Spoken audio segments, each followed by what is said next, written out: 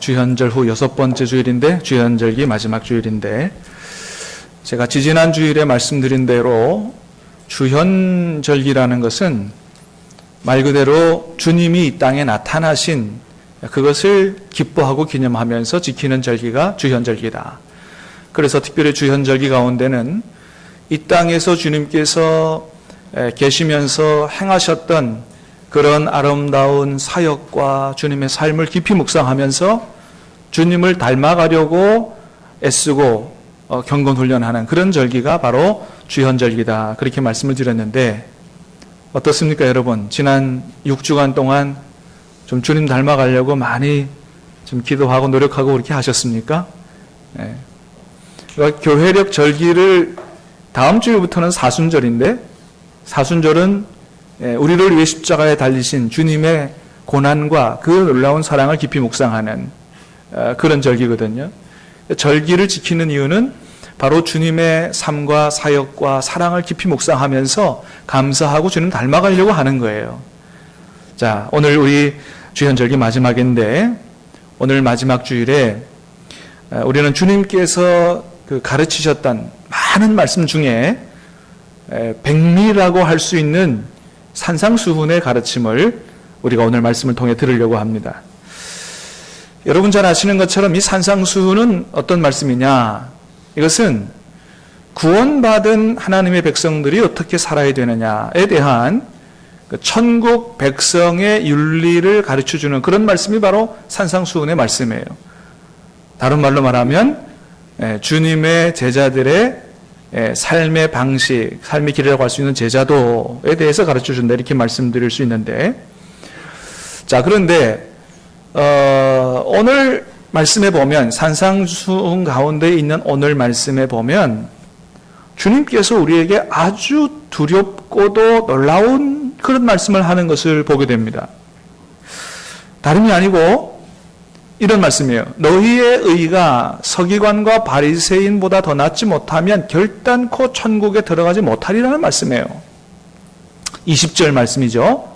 자, 우리 스크린에 있는 대로 한번 같이 한번 읽어보겠습니다. 시작. 내가 너희에게 이르노니 너희 의가 서기관과 바리새인보다 더 낫지 못하면 결코 천국에 들어가지 못하리라. 아멘. 주님의 말씀입니다. 자, 그러면 여러분, 우리가 천국에 들어가려면 최소한 누구보다는 더 낫게 살아야 된다는 거예요? 네, 서기관과 바리새인의 의보다 더 나은 의의 삶을 살아야 한다는 것입니다. 자, 그런데 여러분, 우리가 알다시피 서기관과 바리새인들이 어떻게 살았습니까? 정말 하나님의 말씀대로 살려고 얼마나, 정말로 말씀을 철저히 지키려고 얼마나 노력한 사람들인지 몰라요. 원래 구약 성경에 보면 하나님께서 하나님 백성들에게 원하시는 금식은 1년에 한 번이에요. 그런데 이 서기관과 바리새인들은 일주일에 2번씩 금식했습니다. 그리고 11조도 얼마나 칼같이 그렇게 하나님 앞에 드리는지 몰라요.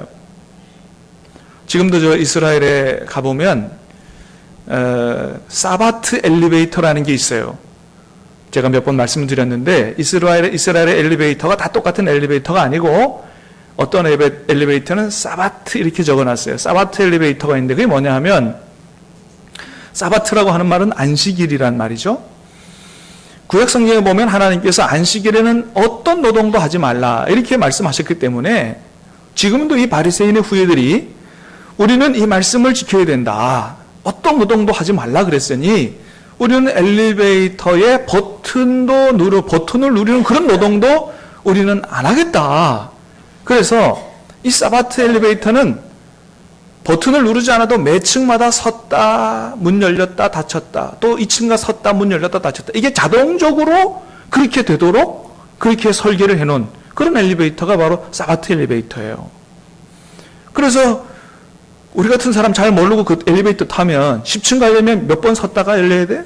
계속 그렇게 해서 가야 되는 거예요. 이게 바로 사바트 엘리베이터예요. 그래서 이스라엘에는 예로부터 이런 얘기가 있다고 합니다. 만일 두 사람이 천국에 들어간다면 하나는 율법의 스승인 서기관이요, 나머지 한 사람은 바리새인이다. 이스라엘 사람들이 두 사람 천국에 들어간다면 누가 들어간다고요? 서기관과 바리새인이 천국에 들어간다. 이런 얘기가 있습니다. 자, 그런데 여러분, 주님은 성경 곳곳에서 뭐라고 말씀하십니까? 서기관과 바리새인들을 향하여 화 있을진저, 서기관과 바리새인들이 이러면서 서기관과 바리새인들은 천국에 못 들어간다고 주님이 말씀하신다는 거예요. 누가복음 18장에서도 보면 주님이 뭐라고 말씀하셨냐면 바리새인과 죄인 세리의 기도하는 장면을 대조시키면서 나는 다른 사람보다 더 의롭다고 생각하고 하나님, 나는 다른 죄인들과 같지 아니하고 하나님 앞에 금식도 하고 11조로 하고 이렇게 자기는 나는 하나님 의롭습니다. 다른 사람보다 의롭습니다. 이렇게 기도한 바리새인보다 감히 하늘을 향하여 눈을 들지도 못하고 가슴을 치며 하나님이여 나를 불쌍히 여기소서 나는 죄인으로소이다. 이렇게 탄식하며 기도했던 세리가 하나님 앞에 더 의롭다고 인정함을 받았다. 이렇게 주님이 말씀하셨다는 거예요. 자, 그럼 여러분, 도대체 바리새인들은 서기관 바리새인들이 그렇게 말씀을 철저하게 지키려고 그랬는데 도대체 뭐가 문제이기 때문에 서기관과 바리새인들은 하나님 나라에 들어가지 못한다고 그렇게 말씀하시느냐. 이게 누가복음 18장 그 교훈의 결론 부분에 나타나 있어요. 자, 누가복음 18장 14절 말씀을 한번 같이 읽어보겠습니다. 시작. 내가 너희에게 이르노니 이에 저 바리새인이 아니고 이 사람의 의롭다 하심을 받고 그의 집으로 내려갔느니라. 무릇 자기를 높이는 자는 낮아지고 자기를 낮추는 자는 높아지리라 하시니라. 아멘. 예, 그렇습니다.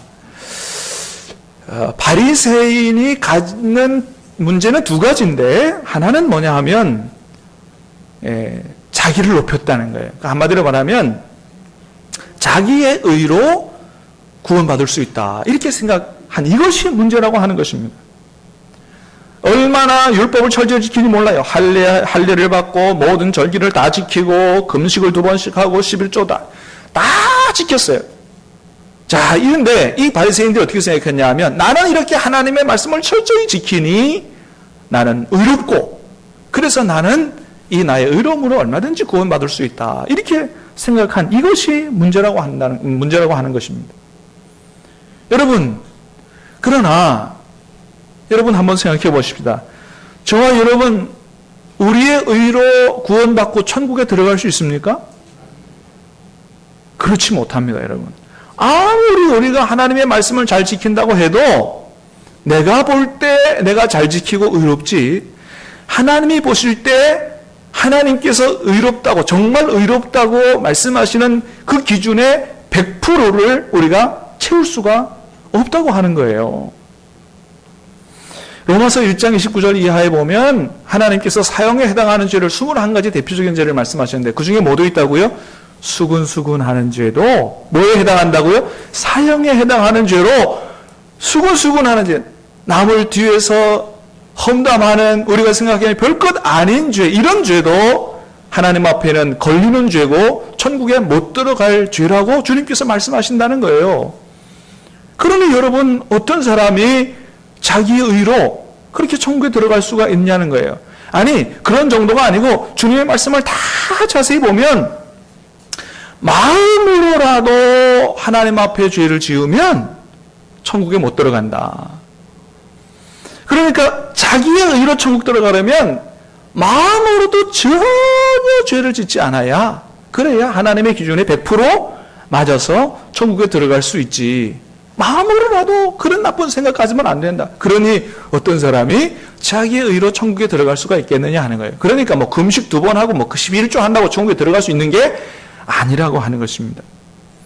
이렇게 바리새인의 문제는 뭐냐 하면 자기의 잘하는 그런 문제를 자기 의로 삼았고 자기 의로 구원을 받으려고 했다. 두 번째 문제는 뭐냐 하면 율법을 문자적으로만 지키는 삶을 살았다는 거예요. 다시 말하면 바리새인들은 율법에 나타난 그 하나님의 뜻을 별로 중요하게 이렇게 제대로 파악해서 그 하나님의 뜻대로 살아야 되겠다는 생각은 별로 안 한 채 그저 문자적으로만 지키면 다 됐다. 이렇게 생각하는 그런 삶을 살았다는 것입니다. 여러분, 예를 들어서 우리 자녀들에게 열심히 공부해라 이렇게 말했다고 치십시다. 그러면 우리가 얘기한 본뜻은 뭐죠? 진짜 열심히 공부하라는 거죠. 그죠? 근데 정말 열심히 공부는 안 하고 그저 책만 붙들고 앉아 있으면 그게 공부한 겁니까? 그건 아닌 거죠. 그러니까 공부하라고 한다고 그래서 그냥 앉아서 책만 붙들고 있다고 아버지가 원하는 그런 뜻을 다 이루어드린 게 아니라는 거죠. 여러분, 오늘 예배도 마찬가지예요. 하나님께서 우리에게 하나님은 영이시니 하나님의 백성들은 영과 진리로 예배를 해라. 하나님이 예배로 우리를 부르신단 말이죠. 그런데 하나님이 정말 원하시는 예배는 어떤 예배예요? 정말 우리의 마음과 사랑으로 하나님을 높여드리고 하나님께 영광을 올려드리는 참된 예배, 이런 예배를 주님께서 원하시는 거지. 그냥 예배 시간에 와서 앉아있고 예배의 순서를 따라서만 아무런 그냥 느낌도 마음도 없이 그냥 그렇게 순서만 따라가는 그런 예배가 하나님 앞에 진짜 예배입니까? 하나님이 원하시는 예배는 그런 예배가 아니거든요. 사랑하는 여러분, 간절히 바라기는 주일날 오실 때마다 정말 내가 하나님 앞에 오늘은 온전한 예배를 올려드리고 하나님 앞에 기쁨을 드리겠다 이렇게 생각하고 여러분 사랑과 정성으로 정말 하나님 기뻐하실 만한 예배를 잘 올려드릴 수 있게 되기를 주님의 이름으로 축복합니다. 그런 예배를 원하신다는 거예요. 자, 그래서 주님은 오늘 말씀에서 천국에 들어가는 서기관과 바리새인의 의보다 더 나은 의의 삶이 어떤 것인가, 이것을 한 가지 예를 들어서 말씀하시는데 바로 살인에 관한 말씀에 대해서, 부분에 대해서 우리에게 말씀하세요. 자, 오늘 본문의 21절, 22절 말씀을 한번 같이 읽어보도록 하겠습니다. 자, 시작. 옛사람에게 말한 바 살인하지 말라. 누구든지 살인하면 심판을 받게 되리라 하였다는 것을 너희가 들었으나 나는 너희에게 이르노니 형제에게 노하는 자마다 심판을 받게 되고 형제를 대하여 나가라 하는 자는 공회에 잡혀가게 되고 미련한 놈이라 하는 자는 지옥불에 들어가게 되리라. 아멘. 21절에서 먼저 주님은 그렇게 말씀합니다. 옛사람에게 말한 바 살인하지 말라. 이 옛사람에게 말한 바는 구약시대 백성들을 얘기하는 거예요. 구약시대 백성들에게 하나님 말씀하셨다. 뭐 하지 말라고요? 살인하지 말라. 어디에 나오는 말씀이에요? 10계명에 나오죠? 몇 계명입니까? 제 6계명이죠. 6계명. 살인하지 말라 말씀하셨어요. 자, 그런데 주님은 이 말씀을 뛰어넘는 새로운 계명을 주십니다. 자, 22절이죠? 자, 나는 너희에게 이르노니 어떻게 하라고요? 형제에게 노하는 자마다 심판을 받게 되고 형제에 대하여 나가라 하는 자는 공회에 잡혀가게 되고 미련한 놈이라 하는 자는 지옥불에 들어가게 된다는 거예요. 그러니까 주님은 지금 10계명보다 10계명 훨씬 더 넘어서는 지키기 어려운 그런 말씀을 주시고 계시는 거예요.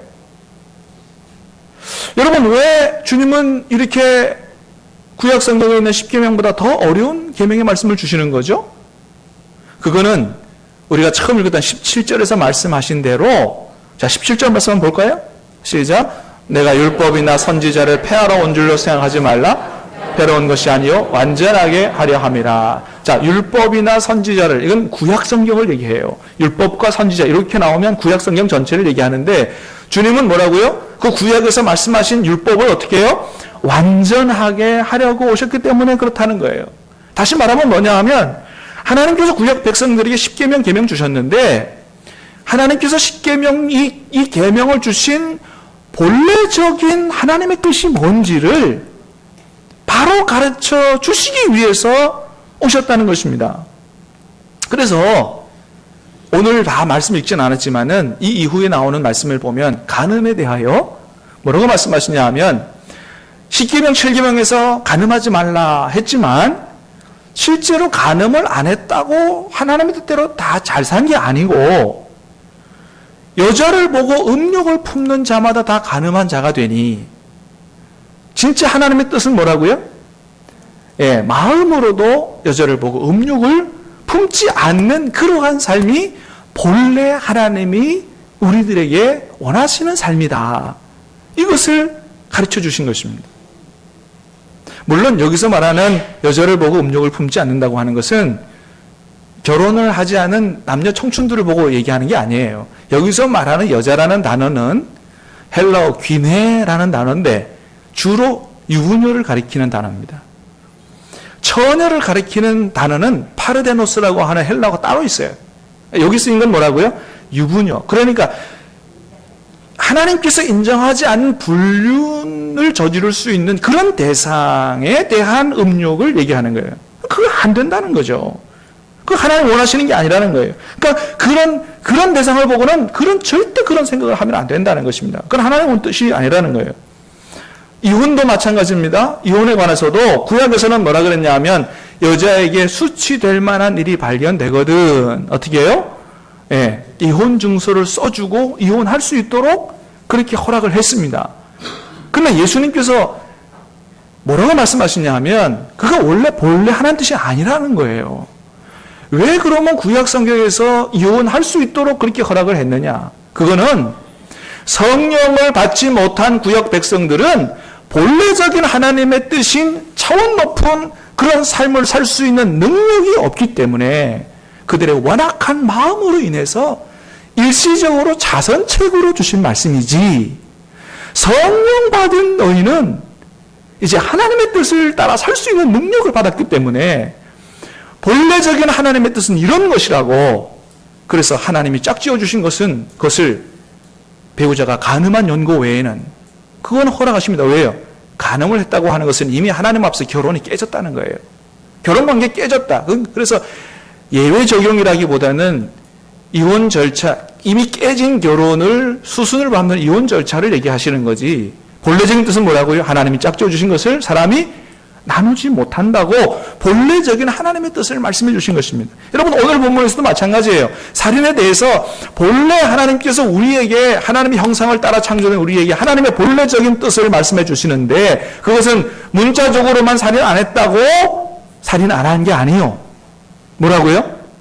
형제를 향하여 분노하는 것도 안 되고, 그건 하나님의 뜻이 아니다. 두 번째는 뭐라고요? 라가라 하는 자는 공회에 잡혀간다. 이 라가는 뭐냐 하면 집 나가 이런 뜻이 아니고, 이건 아람어예요. 뭐라고요? 텅 빈, 걸빈 놈, 덜대가 욕하는 거예요. 이것도 안 된다는 거예요. 그리고 미련한 놈이다. 이건 뭐예요? 바보 같은 놈이다. 그런 거죠. 자, 이런 죄를 짓는 사람은 심판을 받게 되고, 심판은 뭡니까? 재판이죠. 공회에 잡혀가는 건 뭐예요? 재판하는 장소죠. 그 다음에 지옥불에 들어가야 돼요. 다시 말하면 이런 죄들이 이 세상 인간 법정에서는 아무 죄가 안 될지 모르나 하늘 법정에서는 하나님 앞에 사형 선고를 받고 지옥에 떨어지는 엄청나게 무서운 죄가 형제에 대하여 분노하고 증오심을 갖고 그렇게 욕설을 하고 하는 것이다 라고 하는 것입니다. 그래서 여러분, 요한일서에서는 뭐라고 말씀하신다고요? 말씀을 같이 읽어보겠습니다. 시작. 형제를 미워하는 자마다 살인하는 자니 살인하는 자마다 영생이 그 속에 거하지 아니하는 것을 너희가 아는 바라. 아멘. 형제를 향하여 미워하는 자마다 살인한 자라는 거예요. 살인하는 자는 영생에 거하지 못한다는 것입니다. 구원받지 못한다는 거예요. 그래서 주님은 오늘 말씀에서 이 형제를 미워하고 증오하는 이런 영적, 이 마음적 살인에 대해서 말씀하시면서 이 문제를 해결하지 않고는 하나님 앞에 나와 예배드리는 게 이게 하나님께서 받으시는 예배가 아니라는 말씀을 하세요. 23절 24절 오늘 말씀입니다. 시작. 그러므로 예물을 제단에 드리려다가 거기서 내 형제에게 원망들을 만한 일이 있는 것이 생각나거든 예물을 제단 앞에 두고 먼저 가서 형제 화목하고 그 후에 와서 예물을 드리라. 아멘. 여러분, 그렇지 않습니까? 주님 말씀하시기를 분노하고 욕하고 이렇게 인격 모독하고 증오심을 갖는 게 지옥불에 들어가는 일일진데, 그런 죄를 해결하지 않고 와서 하나님 앞에 드린 예배가 하나님께 연락될 수 있겠냐는 거예요. 안 된다는 것입니다. 그래서 형제를 미워하는 마음을 품은 채, 여기서 오늘 보면 23절에서 말씀하는 것은 형제에게 원망 들을 만한, 형제가 분노와 증오심을 갖도록 원인 제공을 한 그런 것에 대해서 말씀하시는, 내가 다른 형제에게 증오와 분노를 가질 만한 원인 제공을 한 것이 생각나거든 가서 먼저 형제에게 용서를 구하고 그리고 관계를 회복하고 와서 하나님 앞에 예배를 드려야, 그렇게 해서 그런 깨끗한 마음으로 와서 예배를 드려야 하나님께서 정말 기뻐 받으시는 예배가 된다라고 하는 것입니다. 얼마 전에 한 여검사가 10년 전에 자기가 당했던 성추행을 언론에 고발함으로 아주 검찰이 그냥 발칵 뒤집힌 그런 일이 있었죠. 그런데 그 성추행의 장본인인 안모 검사가 교회에서 간증하는 그런 영상이 이제 다 공개가 된 거예요. 그래, 그 성추행당한 여검사가 화가 난 것입니다. 아니, 자기가 정말 잘못하고 회개를 했다면 먼저 나한테 와서, 피해를 입은 나한테 와서 사과를 해야지. 나한테는 전혀 잘못했다고 한 말도 없이 하나님 앞에만 회개하면 그게 다 된 거냐. 그래서 그 영상을 보고 분노해서 그걸 폭로했다는 거예요. 여러분, 그렇습니다. 우리가 다른 사람에게 잘못했으면, 그런 원인을 제공했으면 하나님 앞에만 회개하면 안 되고 뭐예요? 그 사람에게 가서 용서를 구하고 그 사람과의 문제를 해결하고 앞에 와서 하나님 앞에서 회개하고 예배를 드려야지. 그게 하나님 기뻐 받으시는 예배지. 사람과의 문제는 해결 안 하고 하나님께 와서 그냥 그렇게 하면 다 되는 것이 아니라는 것입니다. 그래서 이미 하나님은 구약성경 레위기에서 5가지 제사를 말씀하시면서 5번째 마지막으로 속건제 제사를 말씀하셨는데, 그 속건제 제사가 뭐라고요? 이거는 배상제예요. 다른 사람에게 피해를 입히는 그런 잘못을 범하면 그 사람에게 5분의 1을 더하여 피해 보상을 하고 관계를 회복한 다음에 하나님 앞에 와서 제사를 드리고 회개할 때 하나님이 그 죄를 용서해 준다라고 하는 제사가 속건제 제사예요. 우리는 이 속건제 제사를 통해서 하나님이 우리에게 어떤 삶을 원하시는지를 분명하게 알게 되는 것이죠. 그렇습니다. 그래서 우리가 서기관과 바리새인들처럼 문자적으로만 나는 다른 사람 살인 안 했으니 나는 살인 안 했다, 의롭다, 이렇게 생각해서는 안 되고, 정말로 하나님께서 원하시는 천국 백성들의 모습은 뭐라고요?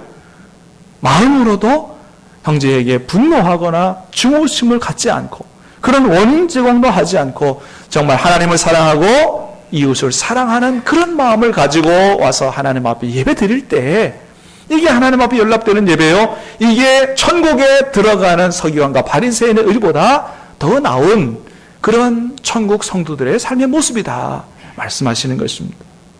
자, 그래서 여러분, 우리가 천국에 들어가려면 반드시 이런 문제를 해결해야 돼요. 형제에 대해 분노하고 증오하고 하는 이런 우리의 마음의 문제를 해결해야 되는데, 여러분, 어떻게 하면 우리가 이 문제를 해결하고 서기관과 바리새인보다 더 나은 우리의 삶을 살 수가 있을까요? 한마디로 말하면 우리 힘으로는 안 된다라고 하는 거예요. 그래서 주님도 오늘 말씀부터 쭉 서기관과 바리새인의 의보다 더 나은 의의 삶을 산상수훈에서 쭉 얘기하시면서 그 끝에 가서 뭐라고 말씀하시냐면 마태복음 6장 33절에 말씀을 하세요. 한번 같이 읽어보겠습니다. 6장 33절 시작. 그런즉 너희는 먼저 그의 나라와 그의 의를 구하라. 그리하면 이 모든 것을 너희에게 더하시리라. 아멘. 그런즉 너희는 먼저 그의 나라와 그의 의를 구하라는, 첫 번째 그의 나라, 하나님의 나라를 구하라는 것입니다. 여러분, 하나님의 나라가 뭐라고요? 하나님의 역동적 통치를 얘기하는 거예요. 하나님의 나라가 나에게 임하기를, 다시 말하면 하나님의 역동적인 통치가 나에게 임하도록 내 마음과 생각까지 내 입술까지 완전히 하나님의 통치가 임해서 성령의 다스림과 지배를 받아서 그렇게 살아갈 수 있도록 그렇게 기도하라고 하는 것입니다. 두 번째는 뭐예요? 그의 의를 구하. 그래서 나의 의로는 이 하나님의 본뜻을 살아갈 수가 없으니 성령의 지배와 통치를 통해서 하나님이 도우시는 의를 따라서, 그래서 내가 성령의 지배를 받아서 행하는 의는 내 의가 아니요. 누구 의요? 하나님의 의요. 그래서 모든 영광은 누가 받으셔야 된다고요? 하나님이 받으셔야 된다. 그래서 그런 하나님의 나라와 하나님의 통치와 그의 의를 추구하는 이런 삶을 살아라. 이것을 위해서 기도하라고 주님이 말씀하시는 거예요. 기도를 통하여 하나님의 통치를 받지 않고는, 성령의 지배를 받지 않고는 우리는 하나님의 본뜻을 따라 절대로 살아갈 수가 없는 것입니다. 그래서 구약 성도들에게는 하나님께서 하나님의 본래 뜻을 말씀해 주시지 않았지만 주님이 우리에게 오셔서 하나님의 본래 뜻을 말씀하시는 이유는 뭐라고요? 성령 받은 너희는 그렇게 살 수가 있기 때문에, 할렐루야, 그것을 위해서 성령님 보내주셨기 때문에 늘 기도하며 성령의 통치를 받는 하나님의 뜻을 따라 사는 그런 의의 삶을 살라고 말씀하신 것입니다. 그래서 우리는 먼저 하나님 앞에 이런 하나님의 뜻을 따라 살기 위해서 회개 기도를 드려야 돼요. 왜요? 우리가 그렇게 하나님의 통치를 받아 살려고 애썼지만 부족하고 연약해서 또 그렇게 살지 못한 때가 있었거든요. 여러분 지난 주간에 몇 명 죽이고 오셨어요? 한 명도 안 죽이고 오신 분.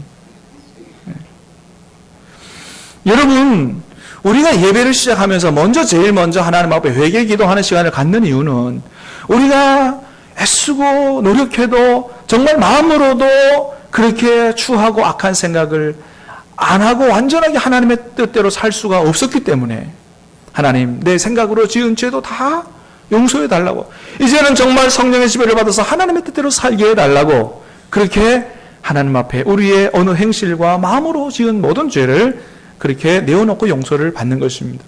나는 한 번도 그런 죄, 마음으로도 그런 죄를 진 적이 없어서 나는 회개 기도가 필요 없다. 여러분 이런 분이 계십니까? 한 분도 없을 거예요. 두 번째는 미워하게 되는 사람을 위해서 여러분 축복 기도를 하나님께 드리시기를 바랍니다. 여러분 저도 사람인지라 예전에 부목사 시절에 참 미워했던 사람이 한 사람 있었어요. 같은 사역자인데 이분이 너무 사람을 소위 말해서 열받게 하는 거예요. 말만 하면 사람을 막 후벼 파. 좀 좋게 말하면 좋을 텐데 꼭 말하면 상처를 주고, 자기가 너무 사실 잘났어요. 굉장히 잘났습니다. 저보다 키도 크고요, 잘생겼고 똑똑하고, 서울대 가려다가 목회자가 됐는데 얼마나 똑똑한지. 하여튼 말만 하면 다른 사람을 좀 업신여기고, 우리가 말을 하면 제대로 보지도 않고 딴 데 보고 있다가 씩 웃어. 그럼 비웃는 것처럼 느껴지고, 너무너무 속이 상하는 거예요. 근데 이제 그분이 다른 데서 사역하는데 거기서 같이 일하는 후배가 나한테 전화가 왔어요. 형님, 그분하고 같이 일했다면서요. 난 너무 죽겠어요. 너무 힘들어요. 8년 지나서 좀 고쳐졌나 했더니 아직도 그러나 봐. 하여튼 그래서 너무 저도 그런 상처를 받다 보니까 자꾸 미워하게 되는 마음이 가진 거예요. 어느 날 하나님의 말씀 묵상하는데 에베소서 5장 말씀에서 하나님이 저에게 그 부분을 짚으시는 거예요. 에베소서 5장 말씀 한번 같이 읽어볼까요? 1절 2절 시작. 그러므로 사랑을 받은 자녀같이 너희는 하나님을 본받는 자가 되고 그리스도께서 너희를 사랑하신 것 같이 너희도 사랑 가운데서 행하라. 그는 우리를 위하여 자신을 버리사 향기로운 제물과 희생제물로 하나님께 드리셨느니라. 아멘. 이 말씀을 묵상하는데 하나님이 그러시는 거예요.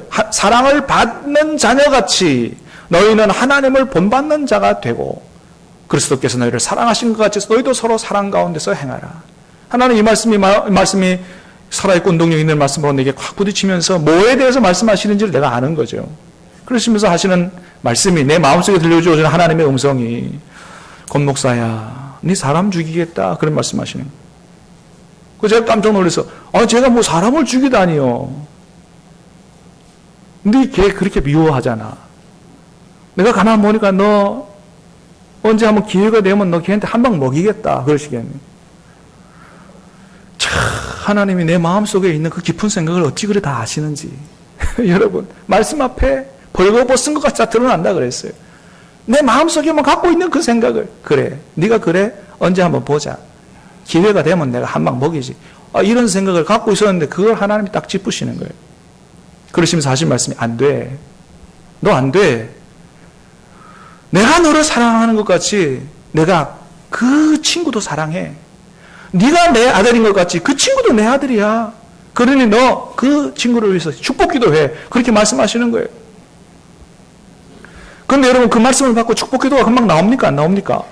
저는 안 나오더라고요. 그래서 축복 기도 안 했어요. 그냥 말씀 묵상 딱 덮고 안 했어요. 그 다음 날 가지고 새벽 기도 하는데 하나님이 제 마음을 만지시는 거예요. 그래서 그 친구의 축복 기도를 하게 하는데 얼마나 눈물과 콧물을 빼고 그 친구 잘 되게 해달라고 막 그렇게 축복 기도 했는지 한참 울면서 축복 기도하고 나니까 놀라운 변화가 생겼는데 뭐냐면 내 마음속에서 그 친구를 미워하는 마음이 쑥 뽑혀져 날아가 버린 거예요. 할렐루야. 여러분 하나님의 말씀에 순종하는 것이 우리가 복받는 길인 줄로 믿습니다. 여러분, 미워하는 마음이 안 사라집니다. 그런데 하나님이 그 친구를 위해 축복기도 하라는 말씀에 순종했더니 하나님이 나에게 복을 주시사 친구를 미워하는 마음이 완전히 사라지도록, 그래서 내 마음에 기쁨과 평강이 임하도록 하나님이 그렇게 나에게 복을 내려주신 거예요. 여러분, 혹 그런 미워하는 마음이 드는 사람이 계시면 여러분 꼭 그 사람을 위해서 하나님 앞에 잘되게 해달라고 축복기도 하시길 바랍니다. 그리고 하나 더 한다면 선물 하나 사서 갖다 주세요. 선물 사는 동안에 하나님이 여러분의 마음을 만지셔서 하나님이 축복하실 거라고 믿습니다. 자, 마지막으로 세 번째는 어떤 기도를 드리느냐? 통치 기도를 하나님 앞에 드리시길 바랍니다. 하나님, 정말로 성령님 보내주신 것처럼 내 생각, 내 마음, 이 좁은 마음, 이 좁은 능력으로 살지 말게 하시고 성령님 나를 머리부터 발끝까지 안과 밖을 완전히 주관해 주셔서 하나님의 뜻대로 살아갈 수 있도록, 정말 서기관과 바리새인보다 더 나은 의의 삶으로 하나님 앞에 영광, 세상에는 빛과 소금으로 살게 해달라고 여러분 그렇게 간절히 기도하시길 바랍니다.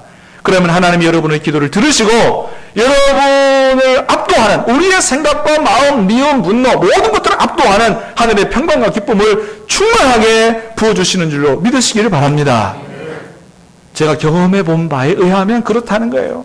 하나님께서 하늘로부터 은혜를 부어주시는데 폭포수 같은 기쁨과 평강을 부어주셔서 내 마음에 미워하는 마음이 드는데 참는 이런 정도가 아니고 내 마음에서 미워하고 분노하는 그 뿌리 자체가 완전히 뽑혀진 것 같은 그런, 내 안이 변화되는, 심령이 변화되는 것 같은 그런 놀라운 은혜와 기쁨을 하나님이 부어주신다라고 하는 것입니다. 사랑하는 여러분, 간절히 바라기를 여러분이 다 그런 은혜로 주님의 능력으로 살게 되기를 주님의 이름으로 축복합니다. 그렇게 살 수 있다면 우리 얼굴이 스데반 집사님처럼 천사와 같은 얼굴로 살 수 있지 않을까. 제가 옛날에 그때의 얼굴을 생각해 보면 지금보다 한 100배는 천사 얼굴 같았을 그렇다고 생각해요. 여러분, 스데반 집사님이 돌에 맞아 죽을 때도 그 사람들을 위해서 기도했고 그의 얼굴이 어땠다고요? 천사의 얼굴과 같았다 그랬습니다. 저와 여러분의 얼굴이 하나님의 축복 속에서 천사의 얼굴같이 될 수 있게 되기를 주님의 이름으로 축복합니다. 여러분, 주님은 우리가 서기관과 바리새인과 같은 그런 종교적인 의무만 감당하는 그런 삶을 살지 않기를 원하시고 하나님 앞에 구원받은 하나님의 자녀답게 살기를 원하십니다. 그래서 말씀하십니다. 하늘에 계신 너희 아버지가 온전하심 같이 너희도 온전하라. 그 비결은 뭐예요? 성령의 지배와 통치를 받는 것입니다.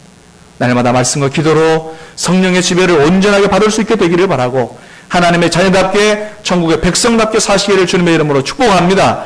그런 사람은 이미 현재적인 천국에 들어가 있는 사람이요.